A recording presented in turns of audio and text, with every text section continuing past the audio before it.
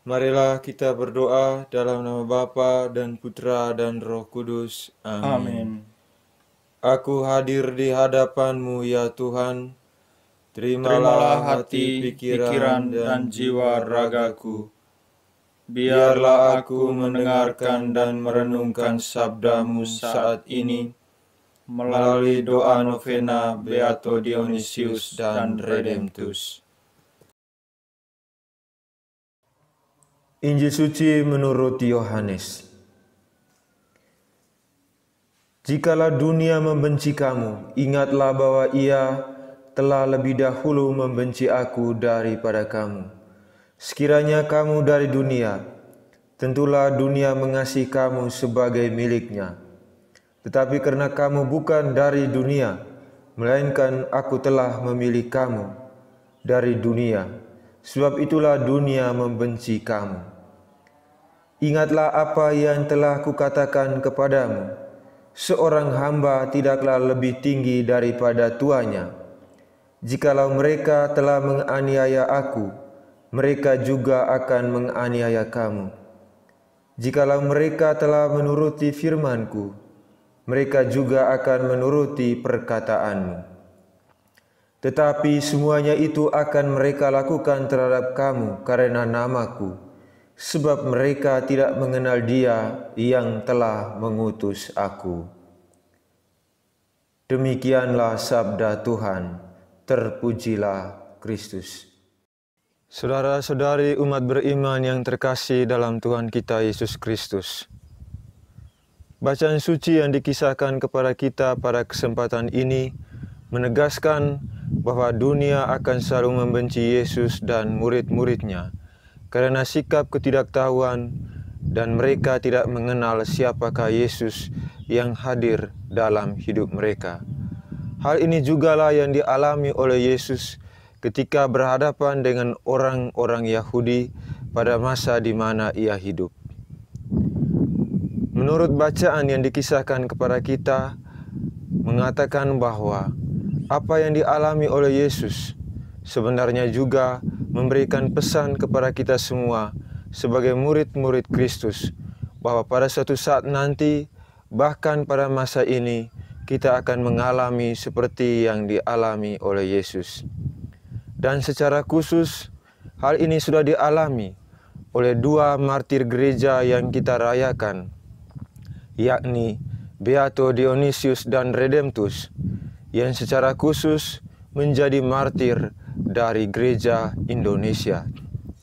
Keduanya adalah biarawan Karmel tak berkasut atau OCD yang hadir di Indonesia, membawa misi cinta kasih, namun kemudian menjadi martir, memberikan kesaksian bahwa apa yang mereka lakukan sesungguhnya adalah buah dari kesaksian mereka tentang Kristus. Sifat dunia ini selalu berbeda dengan kehendak Tuhan. Dunia menginginkan adanya upaya balas dendam. Oleh karena perbuatan yang bisa merugikan, namun tidak dengan Dia yang diutus, yakni Kristus. Ia mengasihi musuh dan mendoakan mereka.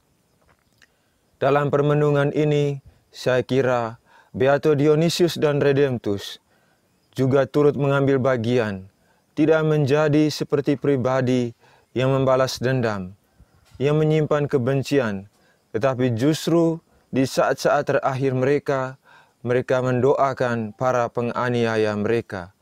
Mereka menyerahkan hidup mereka ke dalam tangan Tuhan dan memaknai hidup mereka sebagai suatu pemberian diri demi Kristus yang adalah Tuhan yang mereka sembah. Saudara-saudariku umat beriman yang terkasih dalam Kristus. Tidak sedikit para pelaku kejahatan merupakan orang yang termasuk para pemeluk agama. Mereka adalah orang-orang yang mengakui adanya Tuhan, adanya keberadaan yang ilahi dalam hidup mereka. Namun mengapa kejahatan dan kebencian masih merajalela di dalam hidup kita, dalam hidup sosial bermasyarakat? Hal ini boleh dikatakan bahwa kita mengalami kekurangan dalam memaknai hidup keberimanan kita. Kita kurang mendengar sapaan kasih dari Allah. Kasih itu menjadi sangat sempit. Kasih itu tidak terbuka terhadap orang lain, sehingga membuat seseorang menutup diri. Tetapi pada hakikatnya, pada intinya, kasih sesungguhnya selalu terbuka terhadap semua golongan, terhadap semua kelompok. Karena itu, saudara-saudariku yang terkasih dalam Kristus, semoga kita tidak dibodohi oleh pengaruh-pengaruh dunia, tetapi boleh memaknai hidup kita sebagai pemberian dari Tuhan. Dan kita menyadari bahwa kita sebagai utusan Bapa, utusan Kristus. Kita mengenal perbuatan ajaib Kristus lewat perkataan dan perbuatan yang Ia lakukan dengan penuh kuasa.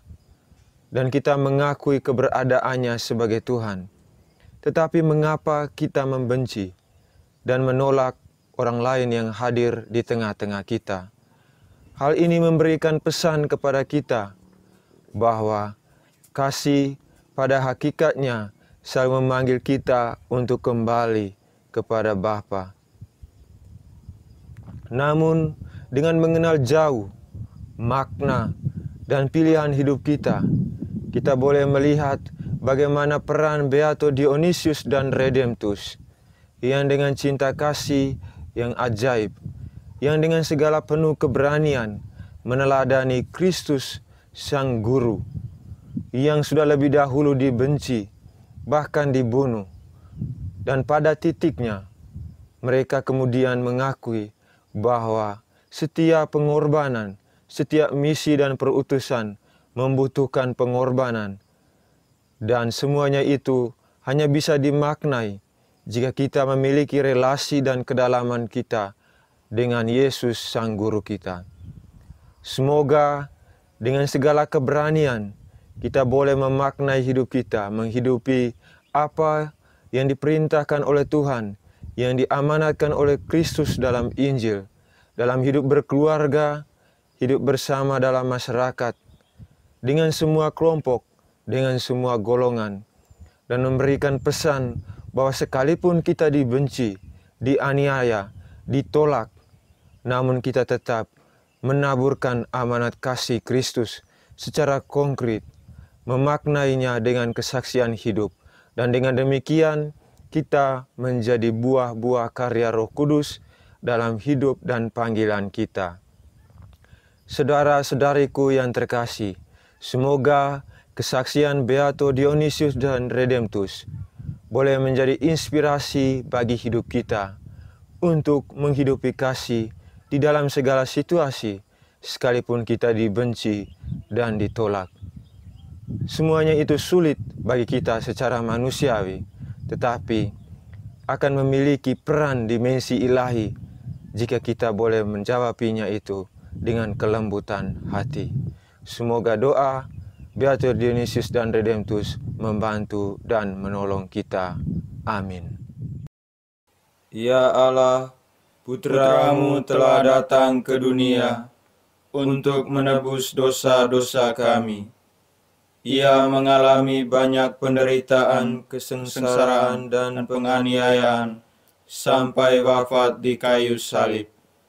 Beato Dionysius dan Redemptus mengikuti jejak Putra-Mu dengan menderita sengsara dan dibunuh demi iman dan bakti kepada-Mu.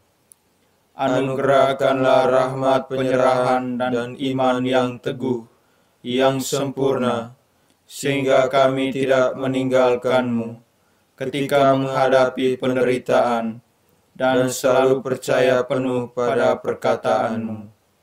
Seorang hamba tidaklah lebih tinggi daripada tuannya. Jikalau mereka telah menganiaya aku, mereka juga akan menganiaya kamu. Berkatilah wujud doa kami.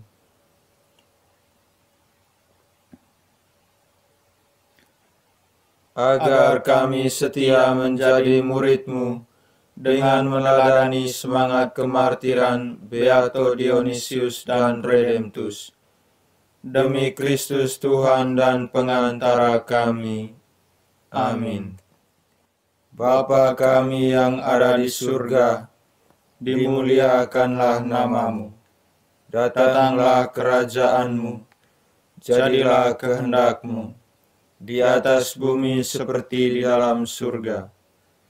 Berilah kami rezeki pada hari ini, dan ampunilah kesalahan kami, seperti kami pun mengampuni yang bersalah kepada kami. Dan janganlah masukkan kami ke dalam pencobaan, tetapi bebaskanlah kami dari yang jahat. Amin. Salam Maria, penuh rahmat, Tuhan sertamu. Terpujilah engkau di antara wanita, dan terpujilah buah tubuhmu Yesus. Santa Maria, Bunda Allah, doakanlah kami yang berdosa ini, sekarang dan waktu kami mati. Amin. Salam Maria, penuh rahmat, Tuhan sertamu. Terpujilah engkau di antara wanita, dan terpujilah buah tubuhmu Yesus. Santa Maria, Bunda Allah, doakanlah kami yang berdosa ini, sekarang dan waktu kami mati. Amin. Salam Maria, penuh rahmat, Tuhan sertamu. Terpujilah engkau di antara wanita, dan terpujilah buah tubuhmu Yesus. Santa Maria, Bunda Allah, doakanlah kami yang berdosa ini, sekarang dan waktu kami mati. Amin.